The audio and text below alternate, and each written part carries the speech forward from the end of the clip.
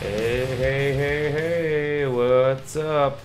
Welcome back to another episode of The Edge. This is episode number 34. My name is Sean Clark, aka Valise, otherwise known, around the old Azeroth and Diablo parts of the worlds. And coming up on tonight's show, we got some stuff. What are we talking about? I don't even know. Prot Pallies. Will's gonna not try to have to talk in 5 seconds about Prot Pallies. That's my goal today. So, you guys that notice we've been doing class highlights, we have to kind of fly through those. So, not tonight. Are you prepared?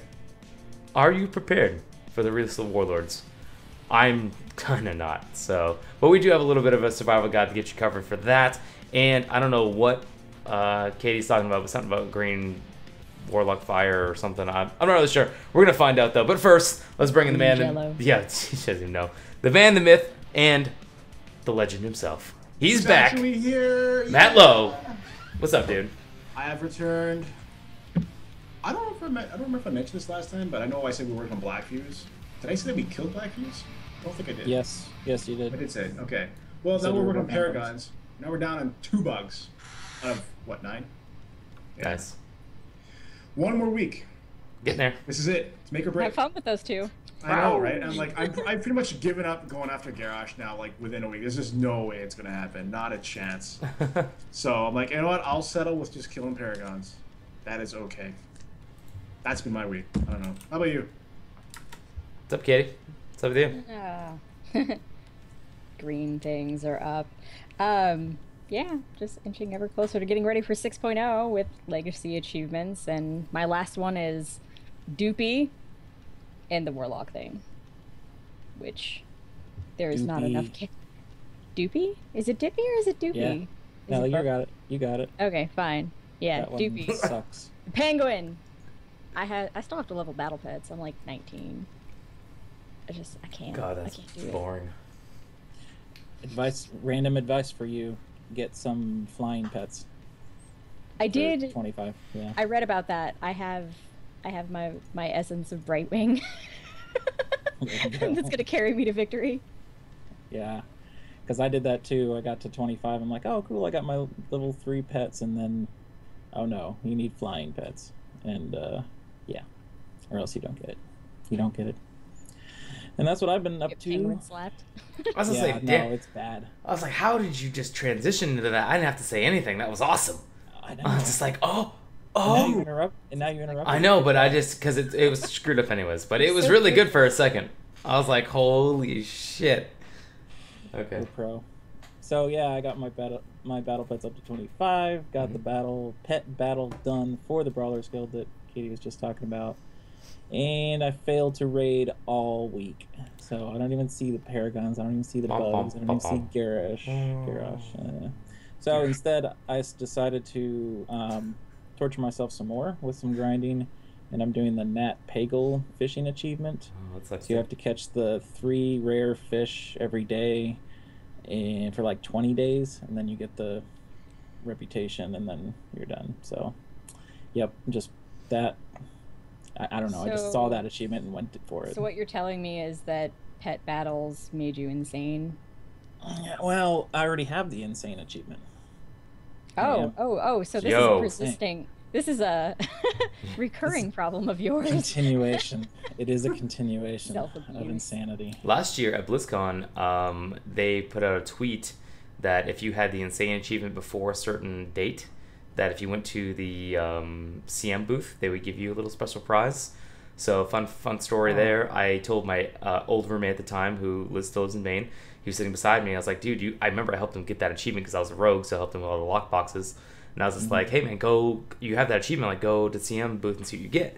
And he got a really awesome Arthas head. It's like a metal, like kind of like a little statue type of thing. And then the best part is that security stopped him on the way home in the airport, and they're like, what the hell is this? Is this a weapon? Because it was like really sharp.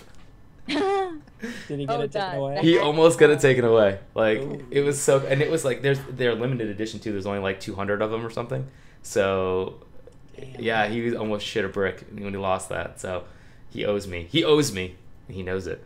So, speaking of BlizzCon, I officially bought my plane ticket. So, that's all good. So, I'm getting all prepared. Also getting ready for a World of Podcasts. That's going to be happening Thursday night. I'll be on a panel at 9:30 to 9:55 that night, Thursday night, with Rob from Horde House, Ro from Realm Maintenance, and Adam from the Nexus.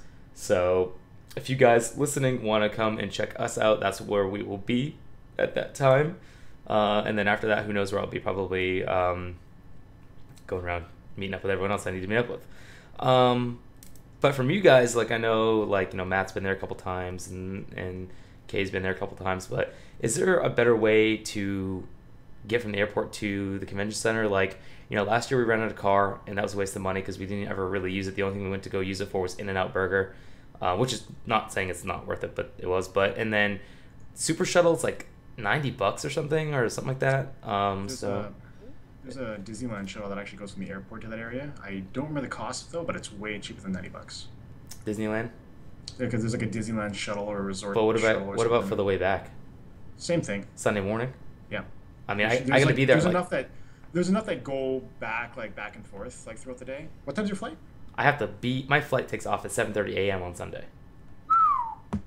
Yeah, exactly. That one might be a cab. Yeah, that's gonna be expensive cab. I know. I don't exactly know when the super shuttle or the various shuttle ones actually start. I think as long as you schedule it, they'll be there. Yeah, that's true. So I would just look into that one. I know the Disneyland I'd rather one's start bigger. walking the night before than take a cab. Well, what? No. I'm a dude. I'm not gonna get raped. Okay. You're a pretty Shush! dude, You Paul. You You're haven't pretty been good. lost in Compton, so shush. Don't. I have gone the wrong way I hate during the cabs Bronx. that much that I'd rather walk. I got lost in the Bronx at 1 a.m. in a giant yellow Penske truck. So, how you like me now? I got lost in Compton at 3 o'clock in the morning and had to get directions from a Spanish tranny that spoke like 5 words English to get to the LAX airport for a flight at like 6 a.m. It was awesome. I don't know how I'm gonna do this, but There's no I'll help you out. transition there. I'll help you out. I'll help you no out. transition. so Extra Life, anyways, is going to be happening this year. I talked about it last week, and I'm going to continue talking about it because that's kind of what we do. It's a yearly gaming marathon. Participants will gather sponsors willing to donate, and in return, we pledge to play games for 24 hours. The money goes directly into Children's Miracle Network and to the hospital of the participants' choosing. Of course, in this case, Kansas University Pediatrics Hospital in Kansas City is what we're choosing because that's where Bliss Pro is headquartered out of. The money donated helps us pay for treatment for the children as well as their families for different types of medical conditions, and kind of makes it so it's a good time contributing. So if you want to be involved, you can sign up at extra-life.org and start your own fundraising game. October 25th, you can join the rest of the gamers out there to do the marathon, but if you can't do the whole weekend, you can certainly break that up into several chunks if 24 hours just simply isn't in the cards for you. However, you are more than welcome to do whatever kind of gaming you would like, whether it's baseball, softball, Hearthstone, Dungeons and Dragons, or playing through Halo again. Doesn't really matter. You can directly donate to Bliss Pro at extralife.blisspro.com. And again, you can sign up at extra-life.org, and I'll have that stuff in the video description for the YouTube VOD. So that's going to take care of that. Going right into the news section of our shill. Tales of Pandaria. There's 8 short stories that have been released over at worldofwarcraft.com detailing the mystery of Mist. Seems a little bit weird, a little oddly timed in my opinion, but I suppose Blizzard just wants to feature some nice artwork and writing. But it seems a little weird that we need to read about the mystery of things, even though we've uncovered the mystery of the things. Yeah, well, it kind of follows suits of the after cinematic from the intro cinematic to Mists. Yeah. When they're in the bar. I think they just wanted to give people credit with writing and stuff, which is cool. It's totally fine with me. So go check that out if you haven't. It's really cool. And with BlizzCon and Warlords right around the corner, Blizzard has actually compiled a list of new dungeons. All of the new dungeons, including the revamped ones. The article covers a small description of the dungeon itself, where it's located, and how many bosses you will find while there. It's pretty good. Nice, nice. And in order to get into some of those dungeons, you might want to do some proving grounds. Whoop, whoop. So this is something we talked about in the last show, and it's worth reminding you folks that you will need to obtain silver in proving grounds to unlock the ability to queue up for heroic dungeons with the LFD tool. So the beta community as a whole has been positive with this whole method, but the rest of the unwashed masses, so to speak, are gonna probably complain when that hits live. So just a reminder, get those proving ground medals done so you won't be taken unawares. Did you know that in China there's a world of McDonald's? I saw that. Yes. It looks I think cool. my roommate pointed that out to me like last weekend. It's so cool, and I'm pretty sure they've done this before, but the website Kotaku has reported that McDonald's in China, specifically 3 restaurants in Beijing, Shanghai, and I can't pronounce the last one, so I'm not going to, have transformed into World of Warcraft themed restaurants. Guangzhou. There you go. There's Matt. I knew he was going to chime in there, which is really cool. Some of them have just simply posters, Alliance Horde posters, whatever. Some of them, and one of them actually had like giant pillars in front of their, McDonald's, which is really cool. But the only question I have is, why can't we do this in the U.S. or Canada? Sorry, Matt. I know like people are going to associate McDonald's with gamers who have like weight issues and all that kind of stuff, but it's like, but who cares? Just like put it in a Subway or Chick-fil-A if you guys have one of those. That's what they should do. They should put it in a Subway. Yeah, I mean, think about how cool that was. Like, I don't care where it is, just make it happen. But seriously, like with the Horde and Alliance banners everywhere, the workers wearing faction-themed uniforms, and even the scratch-off codes for delivery orders that include in-game goodies. I mean, China's awesome. Are you kidding me? Like, that's so cool. Sounds like something you'd find in Vegas here, and I'm actually a little sad that we don't. And I think they've done this before. Real. I think McDonald's in China or somewhere overseas they've done this. Because I remember something for BC. Like Yeah, it's not the restaurant first time. themed type of thing. But it's cool that they're continuing it, because I do remember a long time ago they did it as well. So, and that's really cool. I mean, can you imagine just going into a McDonald's and someone wearing like a Horde faction outfit, like serving you McDonald's? I'm like, okay, I'm gonna eat here all the time now. Yeah, because it's obviously the Horde people that would be, Horde faction would be serving us. Yeah. Obviously. Yeah, Obviously. yeah. Because there'd be no Alliance people, they wouldn't want to wear the outfit. They'd be like, this only fits 10-year-olds. I'm an adult. Yeah. I don't wear this. You want a Jernai? You want a Jernai with that? I don't know. I don't That's know. horrible, Will. Just, Wow. That's horrible. That's what it's like when I say a bad joke. Oh God, I'm sorry. That's terrible. You get 0 out of 0 Wow. zeros. Zeros. All right. Well, okay. Let's be positive. Are Okay. we ready for 6.0? Yes. Everyone's ready? Matt's not. No? Matt looks No. confused. Matt? No. Go ahead. No, all right. So close. So close. It's rumored to be dropping in about a week, so we would thought that it would be a good time to give you a little survival guide to 6.0. Just get you ready, get you pumped. So first up, here's some reminders of things that will be ending with the patch. We just mentioned this with Brawlers Guild and Proving Grounds and all that other stuff, but Brawlers Guild Season 1 is ending, which is why me and Katie are scrambling around trying to kill penguins in Ice Crown. So make sure you get those Season 1 achievements. There'll be feats of strength, I believe. Yep, Legacy tab. Yeah, legacy stuff. And then make sure to pick up those transmog claws, the ones for Enhancement Shaman. They look pretty cool. I actually had to grind some justice to pick those up because I had like no justice on that character. So they're going to disappear for a little bit. So get some justice, brawlers. You now. want JP Cat? No, I don't know what I did with it. Probably heirlooms or something. Fair enough. No, I I'm think because definitely I Valak Cap. spam heroic scenarios every week that I have, like I still have boxes of JP in my bag that I can't open because I'm JP capped. I throw them away. I just delete Yeah, those. you- I delete those chests now. There's just no point. Really? I do. Yeah. Yeah, but you're not as much of a gold maker True. person thingy True. as I am. He doesn't care. Doesn't care. Speaking of gold, challenge modes for Mists of Pandaria ending at the same time. Blizzard has reminded us many, many, many times. Probably rounds up to a good solid million times actually, but if just in case you haven't heard it, they are ending. So those of you that are selling runs out there, you guys can make a killing right now for this last week as people are trying to finish it off and get either their achievements or their armor or their mounts. I myself am working on my third set. I want to get a set for my Prot Paladin because I already got it on my Shaman. The Shaman one, I'm so heartbroken by the way it looks, but whatever. The Priest one was pretty good, but I can't wait. Hopefully I can get my Paladin one done. So, you know, if you haven't done it yet, get them done. And if you're thinking about challenge modes for the future, it's good practice because challenge modes are one of the few ways to get raid quality gear in Warlords from the, is it daily? Yeah, the daily quest. Yep. Mm-hmm. Yeah, it's a daily. Because remember, you can only use like 2 craftable items. 3. Yeah. 3. Yeah. you So need that's 3. big. That's a big deal. So just remember that. Back to like Wrath of the Lich King days where you would go and do your daily dungeon to get your 2 frost badges and stuff. Now it's the same I type of remember thing. that. Balls. Totally. That's when I started. So, craft baby. Yep.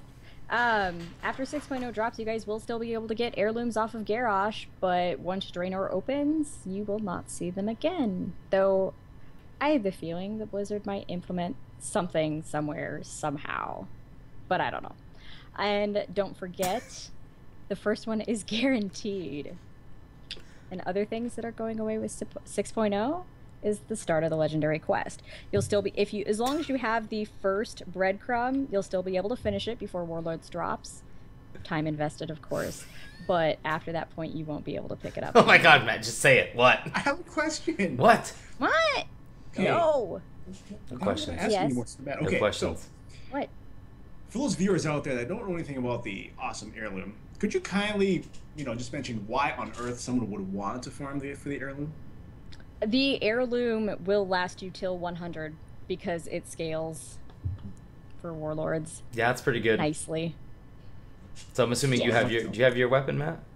Yeah, Got, like- and the other thing about it is, like, don't worry if you get a flex heirloom, because it scales at 100. It's 620, just like the heroic ones, which for me I'm a little bitter about, but they ramp up at different rates. So the flex, or what we now know as flex heirloom, you probably won't equip until like 97, 98, as to where the mythic one I was able to. It was an upgrade from my heroic siege weapons, Warforged siege weapons at level 92.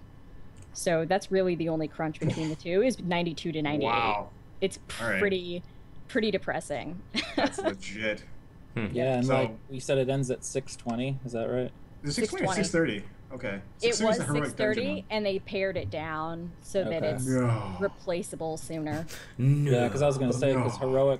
heroic dungeon gear in Warlords is 630. So Right. Yep. Right. 630 weapon, And- like you could step into raids. The reason I think they did that, honestly, is because of the sockets. Because if you have a 630 weapon like that with two, well, at least for the staff, 2 sockets, that's Yeah. huge, because the stats on gems, on the higher level Talidite crystal, are kind of obscene.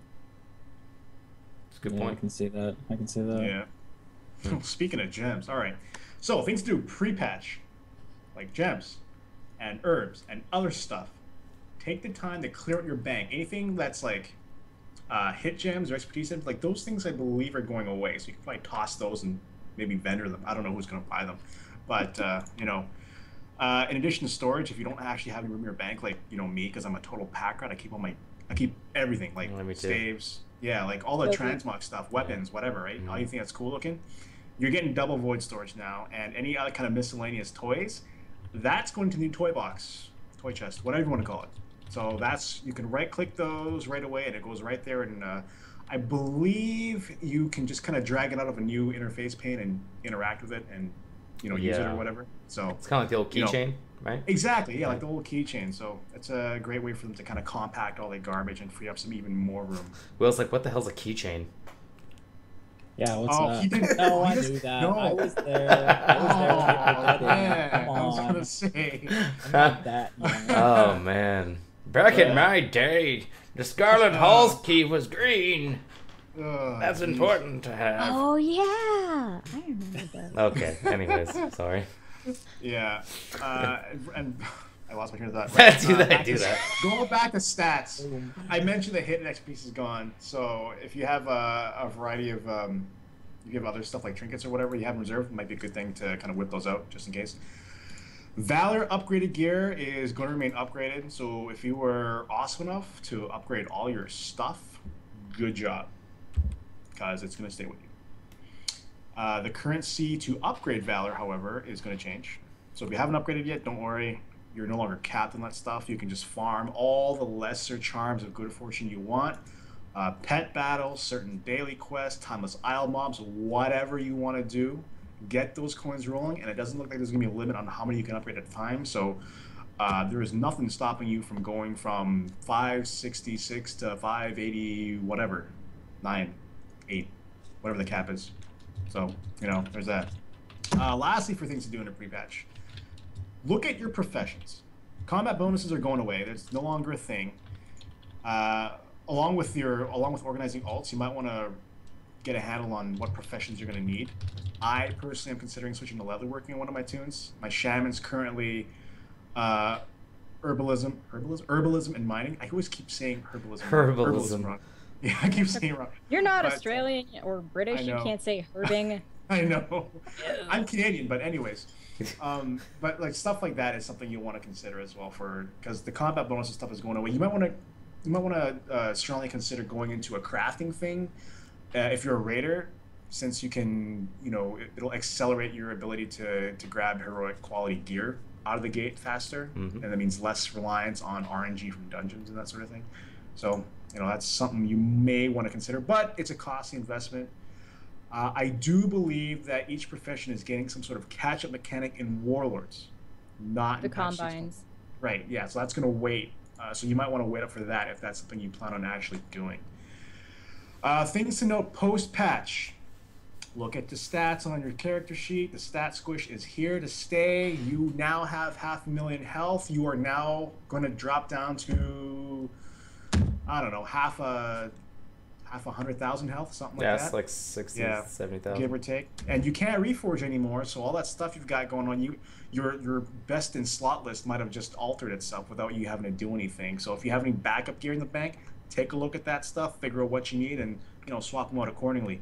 Healers, I know this is going to be like a total shock to many of us healers who aren't as in the know or whatever. The spirit's going to be gone on most of our gear. It's only going to be on our, I believe, our rings, our neck. Yeah, just the rings or neck. Yeah, key off pieces. Yeah, pretty much, yeah. So that's it.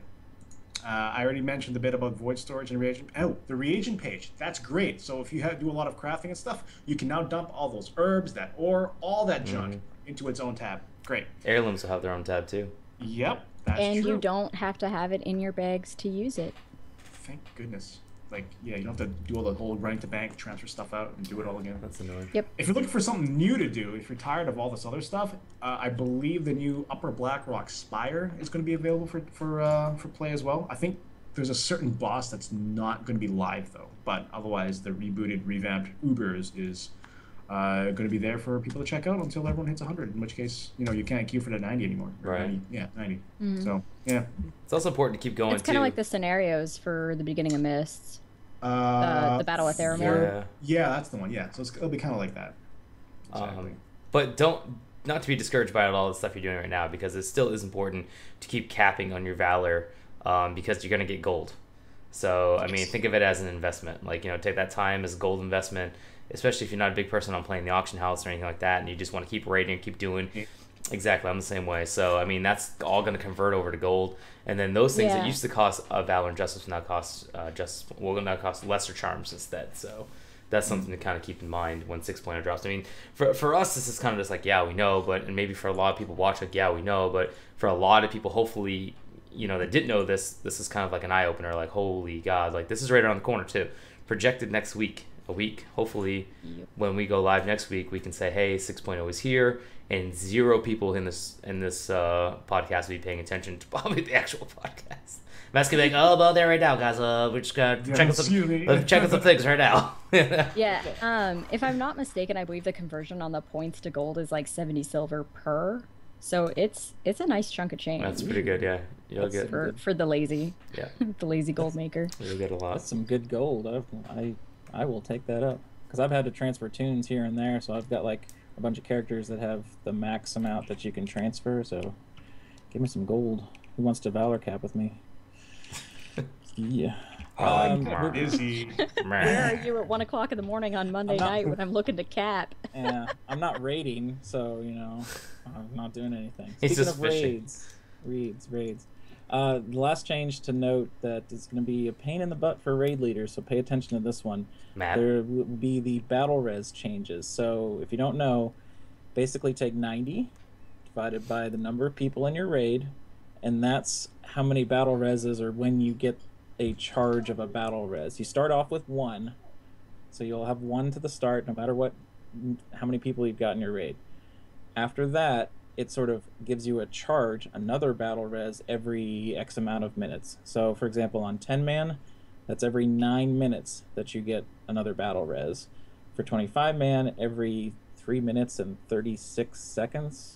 I don't know. Someone's going to make an add-on to track this if it's not obvious. Blizzard said they were going to make it obvious in the UI that you have another one. And they did do a little cool thing where it shows, hey, my corpse is over here and someone battle resed me, but I'm going to actually go over here and it's going to make me, I'm going to res over here in the fire. Maybe I shouldn't take the battle res just yet. There's a tweet, we'll put it in the description, that shows how that all happens. But yeah, battle res changes. You're not going to have those just automatic 3 to burn when 3 people die to aim on paragons. Right, Matt? Oh man, that's gonna screw me over so bad. Yeah, Totally. That's one of those things that's weird about, because we've had successful kills where we blew all the battle reses in the first minute and then didn't need any the rest of the fight. So that's kind of front loaded. Mm-hmm. It's gonna trigger more force wipes, I guess. Nice. Actually, I'm kind of pretty amazed at the whole indicator with where you're gonna res up, that sort of thing. Took them 4 expansions to put that in. Yeah, for real. Like, back in my day. All this time, I'm like, okay, where's that corpse? Okay, you're right there. Don't take the res. Don't take the res. Don't take the res. Okay, you're good. Good. Yeah. Take it now. Take it now. Take it. No, don't take it anymore. Wait. You know, that sort of thing. Totally. You gotta figure back then, I mean, the game was so hard that we had technically had unlimited battle reses as long as we weren't in combat. So. Oh yeah, that's right. That's how hard the game was back in my day. Divine intervention. Where's divine intervention? Shit, I ran out of Symbol of Kings, guys. I'll kill the molten core. I'll be back in 3 hours. I gotta run back to wherever I gotta go. Orgrimmar, I guess. On my 60% ground mount.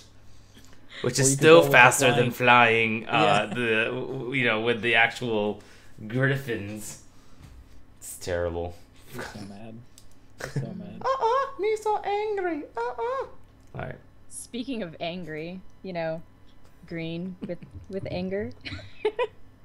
Wow. As we mentioned last week, the Warlock title of the Black Harvest is going away with 6.0, but worry not, Warlocks, the quest chain will still be available. However, it won't be retuned to present the same sort of challenge in its current state pre 6.0, which right now I'm kind of going to go over what kind of adventure that really is. And I'm sure you guys may not be aware, I might play a mage. That might be my main. And I'm pretty open about my loathing of all things Warlock. It is by far my most hated toon, but I decided to take on the challenge anyway.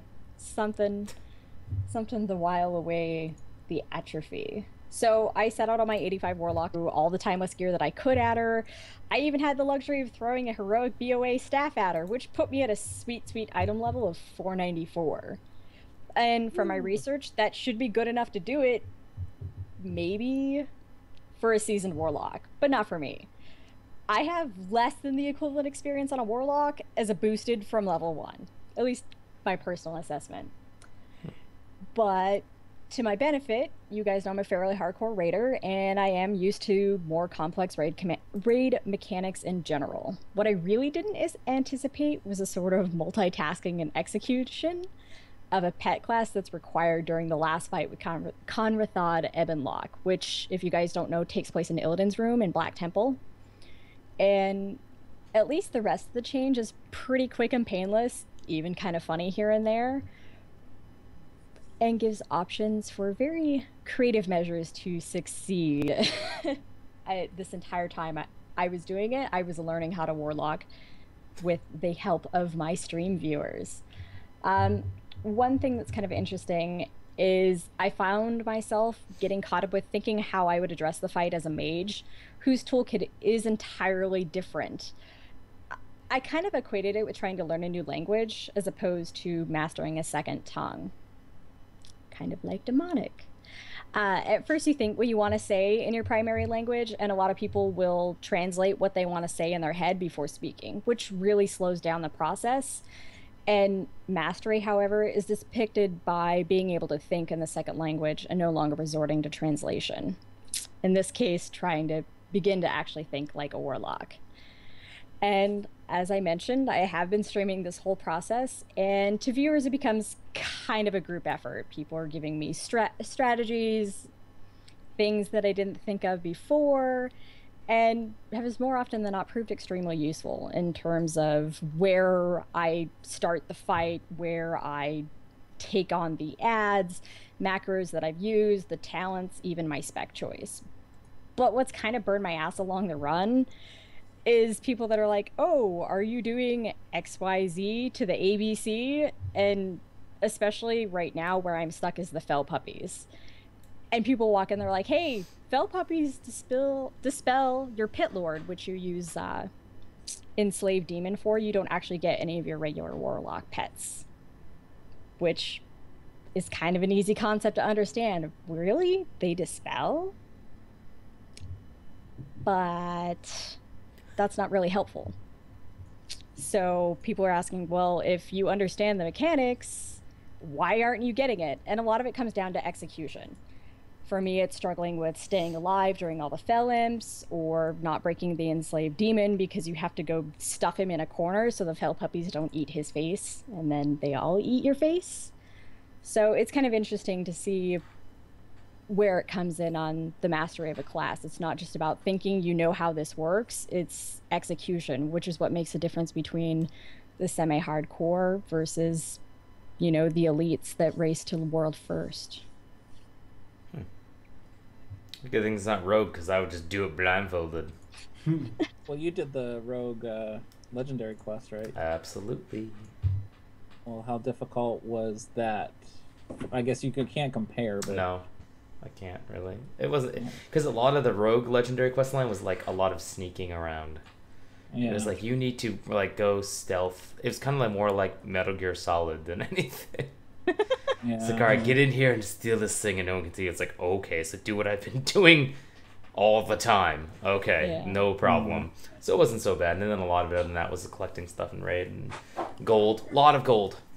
Cost me a lot. Yeah. But like Kate, one of my favorite parts for it so far is you have to use the Eye of Kilrog to see where hidden stuff is in this one room so that you can navigate it. Yeah. And that's been kind of fun. It's all good. I ended up like using the eye, taking screenshots, putting the screenshots up on my second monitor, and then going back and doing it blindly. And they say WoW is an easy game. So why isn't it done yet? What are you having problems with? No. I'm not filthy casuals. I'm still trying to overcompensate for my being a mage. You guys are familiar with overcompensation, right? Yay. Wait, what? What? She's overcompensating. She's a mage. Overcompensating. But warlocks are just like mages with cookies, right? I mean, it should be. No, it's different. It's so different. You think of like, oh, hey, you stand there in cloth and throw things at the boss.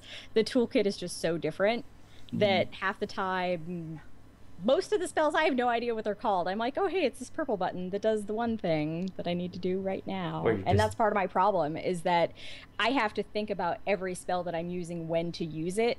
It's not, I could do this blindfolded because I know that's on my 10 key, that's macro there, I have this bound to my mouse, and that sort of thing. The hair trigger reaction between being dead and alive is what I'm struggling with. I know I'm killing my own time. So I'm working on trying to just overgear it. I know I'm killing my own time by asking this, but do you think like this encounter, is there I haven't done it myself, so I'm asking this as like I really don't know.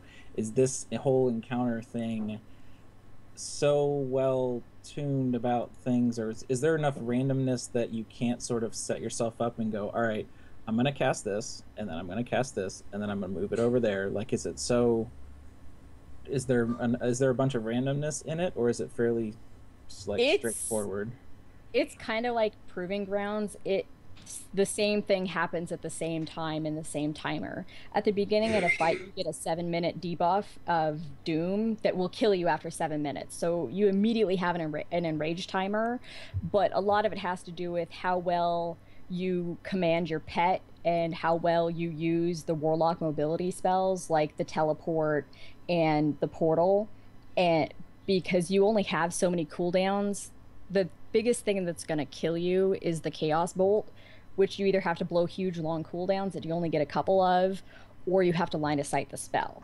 Because everything else, you either use the pet to interrupt, or you do it from afar, with the exception of you're using the Pit Lord to battle the boss and to kill the ads, but then you have to get him far enough away from the portal for the Fell Puppies before it gets dispelled, because if you lose your dispel, you're toast.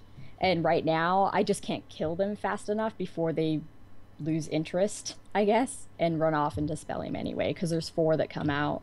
You're running Destro, right? Yes, Yeah. I am running Destro. Yeah. Yeah. Well, there you go. I mean, I know. I remember what it's like when I leveled up my Warlock, and, you know, I played mages before and stuff, so, I mean, it is a weird transition, that's for sure, because there's just a lot of weird little things you gotta learn.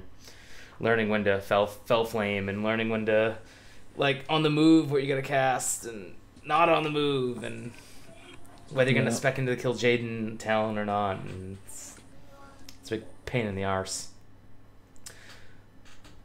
Yep. Speaking of pain in the arse, is your tank a pain in the arse? Is it? My tank? Do you love your tanks? Yeah. He's like my old tank was a bit emotional. It's kind of emo, but he's a good tank. Matt, is your tank a pain in the ass? Is it a prop pally? Yeah, as a prop pally, yeah. I don't know. I don't know what to do, man. Like, I just don't know what to do. Well, let's talk about you old prop pally. So this is going to be just a little talk about prop pallies and general tanking changes, that kind of thing. So I'm going to talk about the prop paladins, but more general tank changes that you may not have heard of. So first off, if you don't know, Vengeance is gone as a tank mechanic. So you can't get the attack power based off of how much damage you take. So it's just gone. You can't have these people doing like 600k DPS on Tordos and all that other fun jazz. So that's been replaced by Resolve. And Resolve, as a general concept, means, again, you take damage, but your own self-healing and absorption effects become more powerful. So the gameplay is you get hurt, and as you get hurt more and more, you do more to help yourself get healed back up, or you absorb more damage depending on the class. So for prop paladins, it's all about the self-heals. So like your Word of Glory may heal for 30% more if you got a lot of resolve, that kind of thing. Whereas for like a druid tank, you may get bigger absorbs, or Death Knight gets a bigger blood shield, or heal from Death Strike, that kind of stuff. So hopefully you get what resolve is. It just means you get more self-heals and you're more survivable. So now, Vengeance being gone, tanks would be doing a lot less damage with the many tank abilities that they have. So they've been buffed overall to just sort of do a bit more damage. So sort of, if you think of Mists, if you had like no Vengeance as a tank, you probably did maybe 30-40% of what a regular DPS class would do. Now they sort of buffed it where you're maybe 60-75% baseline. That's how much damage you do as a tank. You're not quite a DPS, but you're not like terrible and not doing anything to the boss. So what do you guys think of these? Have you guys played tanks as alts or played in this expansion? What do you think of Resolve and no more Vengeance? Go, Matt. Okay, I have a question. So, I'm a scrub tank because I'm a main full-time healer, okay? I don't really know much about this stuff, so I'm going to be a little bit disappointed that I'm not going to be seeing these amazing tank numbers. It's probably the only time where I hit, like, 900,000 damage at one point on my paladin, or, like, on any of my characters. I like the idea of Resolve. It sounds like there's a little less reliance on healers in that sense then, because each class has their own kind of self-healing or damage mitigation thing going on. And this is where my inexperience sort of shows. So as a prot paladin, I had to take damage first before my Word of Glory becomes useful. Whereas it seems like Druid tanks or Death Knight tanks, they don't have that because they have their own abilities where, you know, like the blood shield stuff kicks in or whatever, Vigor absorbs. And it just sounds like they have kind of a bigger advantage here in that sense. Am I wrong? Death Knights or bears? Sam, you got a bear or monk DK? What do you think? I have tanks. I leveled them, and then, you know, I've never really done anything outside of the heroic dungeons, which once you pick up a couple pieces of gear, you can be pretty indestructible. So I can't speak too well. Other than I don't think there'll be as much. I leveled up. It won't have the same warrior. kind of fun that it does now. Right? That's what I thought. Well, that's the thing. Like when I leveled my warrior, like back when I was, I leveled up with Alex. Like when her and I were on the show, we played together for a while, and that's what made it fun. Was like the vengeance was like, I just gather everything in instance, and shit would hit me, and then I just thunderclap everything, put a bleed on it, and it would just die. It's like, wow, okay. Yeah. So that's gonna be kind of no more, which is interesting. I don't know. I wonder whether you either as a tank like to do a lot of damage like that, or you like to feel like you're survivable. So like I know a lot of tanks that pride themselves in looking up their own, like back in Throne of Thunder, I was playing a Prot Paladin as well as healing, and it was just fun to go walk into fights and go, yeah, you didn't have to heal me for like 2 minutes except for passive, you know, heals here and there. I just did it all because my vengeance was ridiculous, and it was just like, boom, my Word of Glory with 3 stacks of Bastion or whatever, 5, just was like a lay on hands. I just healed myself from nothing to full. I was like, yeah. So I think that felt better to me as a tank, or at least the focus was I'm survivable, as opposed to, yeah, I just slaughtered everything for you guys, you know, thanks for showing up, rest of the raid, you know, that kind of thing. I don't know. That's what I think. And Death Knights and Druids, it's gonna feel, I haven't tried them on the beta or anything, but it may feel different that your blood shield's now ridiculously high once you get it. I don't know. I mean, it sounds like they do have the advantage considering they don't have to take the damage first. So if there's like some type of big burst that's going to come out, like say during a transitional phase, like obviously that's going to benefit, you know, a DK rather than a Paladin, because the Paladin, even though I guess technically, okay, you could sit there and say, well, the Paladin can divine shield, so I mean, yeah, or prepare for it with like, you know, their Shield of the Righteous and block it better, and then they've taken that damage, etc., etc. Right. So I guess it's all situational, I suppose. I mean, it does kind of sound like face value though that Paladins are at a disadvantage with just taking the damage, but that's just me. Yeah. Ooh, someone's phone's ringing. It was Matt. It's mine. Sorry. Yeah, it's Matt. We can tell. You can tell. That's cool. He's like, it's not me, guys. It's not me. Hey, it sounds like you're having a good time over there. Woo! I'm having a good time.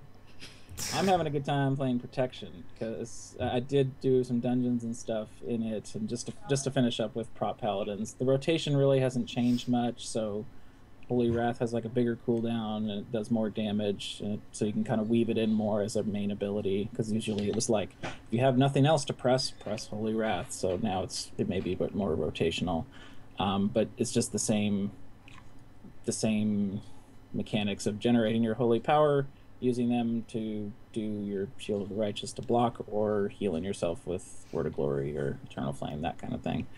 There is one interesting interaction, since we were talking about stats earlier, about checking your character stats once you get on 6.0.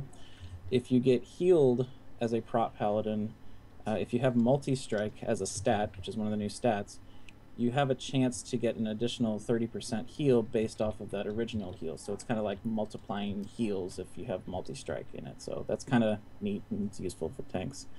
And then last note for Prot Paladins, as well as all the other tanks, Prot Paladins lose Devotion Aura as a raid cooldown. So they are less useful in terms of raid cooldowns, but again, that's what's happened to all of the tanks. They've lost, if they had a raid cooldown, it's no longer on the tank spec. It may be on some of the other specs still. So yeah, be nice to your Prot Paladin, Matt. They will serve you well. Okay. At least you hope. I guess so. Hope so. August. I kind of feel good that Will actually had a full segment time. That was my goal, and it was good. So there you go. Awesome. Well, if you guys want to do shouts real quick, I know Matt's got to go raid, so let's start off with Katie. She seems like she's enthralled right now, so I'm gonna pick on her first. What? I was engaging chat. I know, that's why I picked on you first. Yeah, chat is active today. Yeah. Chat is. It's exciting. Plus, it's interesting to counter argue, I guess, views, because there are people, like we were talking about DPS versus tanking, where a lot of times with the Vengeance, the tanks would sacrifice their survivability to be LOL, do more damage to make themselves feel better. But I actually, raided with a tank that the guy was indestructible. He soloed bosses sometimes when everybody else was dead from like 10% on. Yeah, it's not broken. No. Yeah, that was Throne of Thunder. That was totally. I loved Throne of Thunder was fun though, but yeah, monk tanks were just ungodly broken in Throne of Thunder. But yeah, I don't know. I don't have any shout outs this week other than people that have, trying to teach me how to Warlock or have been so nice as to help me queue for LFR, because those hour-long DPS queues are depressing. Yep, they are. Like, I need some candles and some Morrissey. Matt's like, what the hell is an hour queue time? I'm a healer. I'm like, whoa, what is this? What is that? What's a queue? It's like cute ding. Oh man. That's like think about all the things I could do in an hour. Because people ask me to come DPS stuff all the time because KT's got a lot of gear, but when it comes around to asking for help, I haven't gotten much. I've had one guildie come help kill some stuff and one friend from stream come heal, and that's about it out of a full friends list. Thank you, Gabby, Yeah, and exactly. thank you, Repulsive. You guys have been really nice to me at times when I needed it the most. There you go. Will? That's some feels. No. Which I actually am gonna put something out there that's sort of touchy here. I do want to thank my family. Shout out to my family, my kids and wife and such, because they let me do this podcast and mostly stay quiet, although they probably weren't on this one today as much so. But as well, they're supporting me in a move and some stuff that's happening, so I just want to thank them for all of that. So. Nice. So that's important. Matt Chu? No shoutouts for me this week. That's like, I'm not going to show up last week. No shoutouts this week. I'm just going to do my own thing. No shoutouts. Lone Ranger. Yep. Well, for me, I get to do the very generic. Make sure to follow us, blizzpro.com. Make sure to follow all the other shows. Hearthstone Power Hour, Westmark's Workshop, all that kind of stuff. Blues Pro Weekly, Chris Arnone. If you haven't checked that stuff out, please do. They put together pretty quality episodes over there with Blues Pro Weekly. Talk about everything from Hearthstone to StarCraft, Diablo, Warcraft, Heroes of the Storm, and whatever else Blizzard's going to be coming out with this coming year. So definitely give them a view on YouTube. Other than that, don't forget about the Extra Life charity thing. That will be posted in the link description as well. And then other than that, I think that's pretty much it. Yeah. Hopefully we'll see you for 6.0.2 next week. And if that's the case, I'm sure we'll have a long list of stuff to talk about. So, but we'll see kind of how the week progresses. But until then, of course, we will see you guys next week, Tuesday, 8 p.m. Eastern. And BlizzCon, it's coming around the corner. Get hyped. Yeah, it's 1 month away today. That's right. Woo! So it's getting there. Getting there. And hopefully, maybe, there's nothing like 100% yet, but I'm going to see if I can try to do something at BlizzCon as well, because we do have a lot of video equipment going there, so maybe some kind of live show. Not that this isn't live, because it is, but you know what I mean. On the BlizzCon showroom floor. It'll be live in the sunshine. I don't know if I'm allowed to do it on the inside of the building. I gotta talk to some people, but I'll get it figured out. But other than that, we'll see you next week, guys. Thank you so much for tuning in. Peace.